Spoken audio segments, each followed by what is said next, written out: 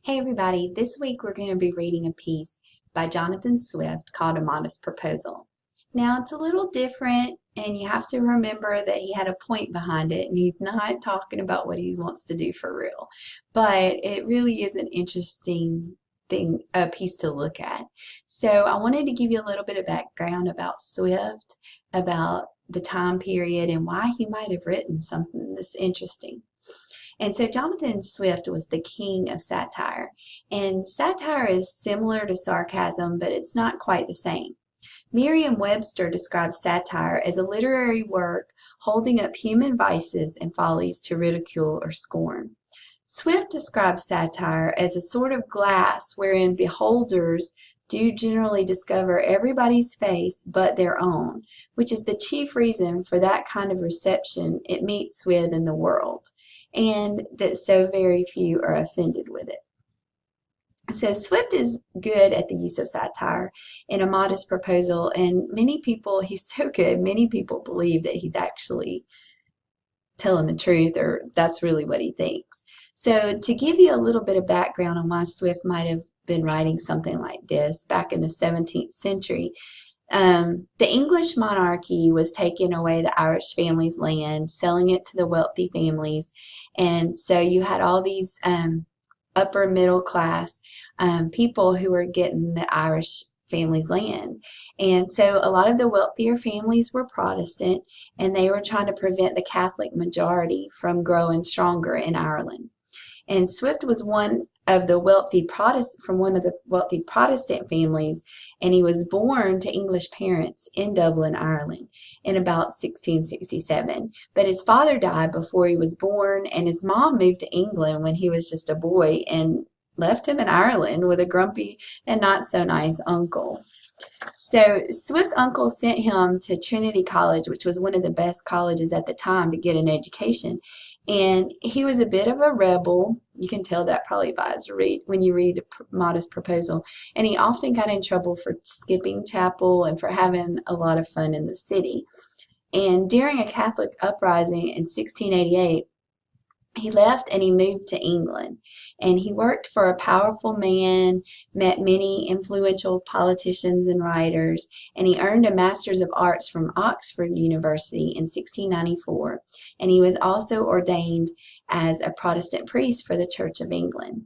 He was offered a position in Northern Ireland, moved back and forth from Ireland to England over the next few years, and then he started writing some literary pieces which demonstrated the satire or satiric nature that you'll read in the proposal.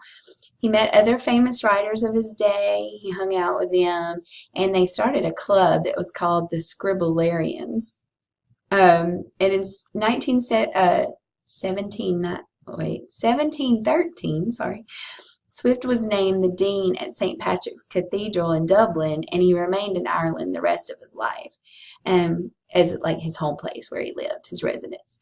He also spent the rest of his life writing against the way the British government was treating the Irish people.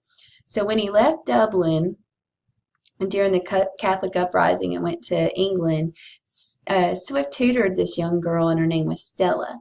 And Swift and Stella were very close. How close is part of the mystery behind Swift's story in his private life. We also know that there was another woman who fell in love with Swift and even moved to Dublin to pursue him, which wasn't really common in that time period. But Swift denied her advances, and she died shortly afterwards. Some people said she died of a broken heart. In 1726, Swift anonymously published Gulliver's Travels. You may have read the story or seen the movie with Jack Black. They just made one. It's probably been longer than I think, but just a few years ago, we'll say. And then Stella died in 1727, and Swift was miserable. And in 1729, he wrote A Modest Proposal, and he also wrote a witty poem called The Death of Dr. Swift, in which he predicted he would lose his mind, and in his later years, and he died senile and unable to take care of himself. So his prediction came true, and he died at about 78.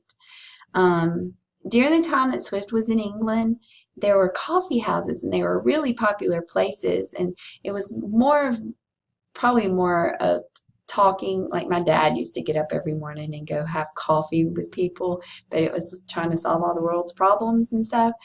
So these places, there was a lot of discussion about politics, and probably you went to the one according to what you believed. And as long as you could pay a penny to get in, then you were in, and then of course you had to pay to drink your coffee to stay in.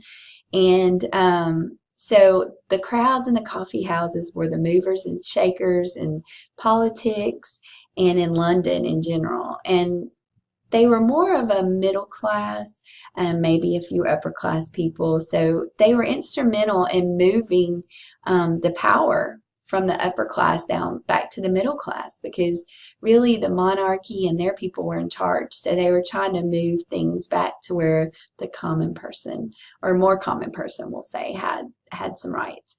So it's interesting that one of the coffee houses that Swift went to was a place where stockbrokers met and drank coffee, and it later became the London Stock Exchange.